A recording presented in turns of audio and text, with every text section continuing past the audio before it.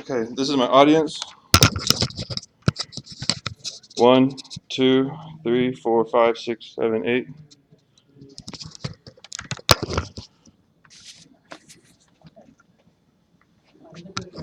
These are my flashcards.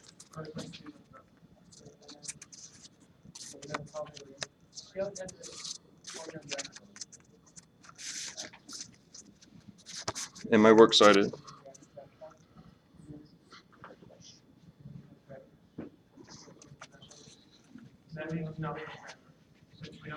All right, I'm here to present you a speech. My name is Jesse Jacobs on cell phone use in relationships, rules, what you should and you should not do.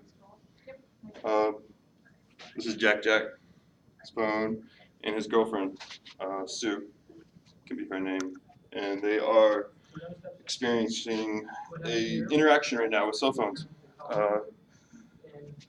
Has anybody here had a problem with one of these in a relationship? Couple takers? I have, personally. I've hid phones. I've searched for phones that people have hid from me. I've broke phones in a relationship partner. I've spied on phones. I've done all these things in my relationships over the years. One time when I picked up my relationship partner's phone, I looked at it because of the notification screen on the front, and I had seen a message from a guy. I picked it up. I looked at it. It was about me. It was lies. Bam. Instant reaction. The phone broke. Took me a few minutes to pick it up and throw it away. Those things happen. I want to give you some information on cell phone boundaries in relationships, rules, and I want to introduce a couple terms to you, 3 terms. The first term is P-fubbing. This is a portmanteau of 2 words, phone and snubbing. It's something new that is introduced. There's also technoference. This is something that technology interferes with our relationship. It is an actual thing. And then the last thing is using spyware or spying on your relationship partner's phone to find out what they're doing, and turns people into domestic abusers. Normal situations that they're finding out. To get started, I want to tell you Dr. James Roberts and Meredith David from Baylor, they explained the word P-fubbing as phone snubbing and snubbing, and P-fubbing as partner phone snubbing or snubbing. So this is P-fubbing is where it started, and it turned into partner fubbing. So that's where that comes from. They explain it at Baylor.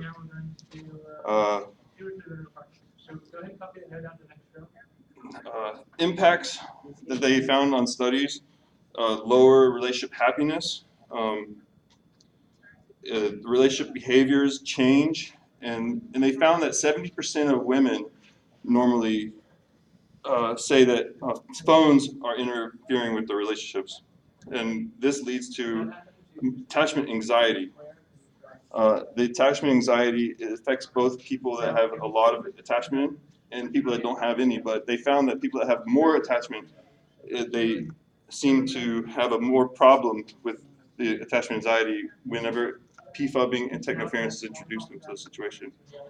I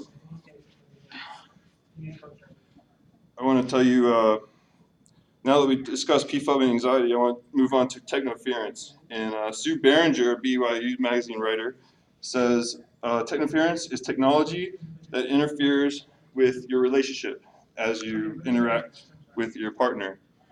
A family life professor says a majority of women claim lower satisfaction, higher depression, and just a total life experience lesson over the years. One of the things you can do is identify technoference in your relationship, and then that's the first step to changing it. You can sit down and talk with your couples, or as a couple you could talk. One thing, you can make compromises to less burden your relationship.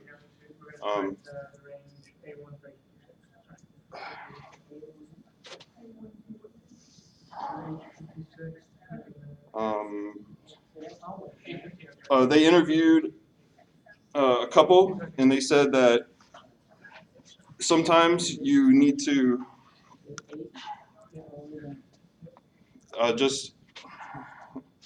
I'll move on. Last, I want to say about spyware. So there's thousands of apps, spyware apps out there. They're hard to detect. Anti-spyware doesn't detect them. You can find step by step on videos, blogs, all kinds of access online. I want to go over 3 rules. If you find out if PFUBing or tech interference is interfering with your relationship, talk to your partner. Rule 2, acknowledge it, and then find a path to better enrich your life instead of making your life worse. And 3, if you need to search your partner's phone or put a spyware on it, maybe you should think about if you should be in that relationship. To conclude, I want to leave you with this.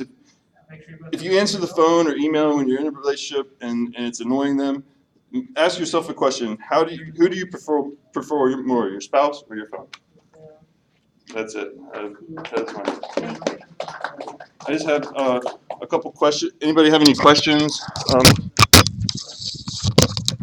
Does anybody have any questions for me in the audience?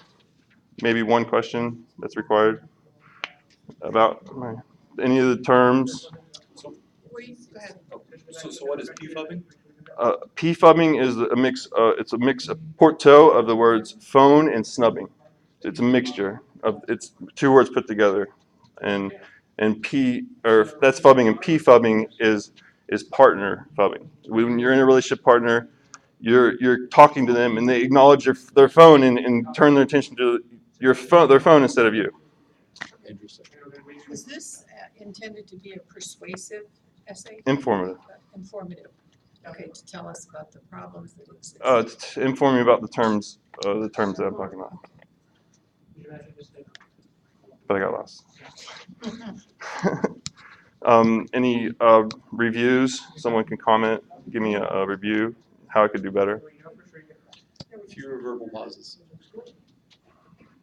It's a hard thing to get past. Just know my material better. Well, just less us. Like anytime that you would go to say just don't say anything and kind of just take a breath Right. and collect your thoughts and then keep going. Instead of saying because it loses the audience. Correct, yeah. Okay. Thank you, everybody. You're welcome.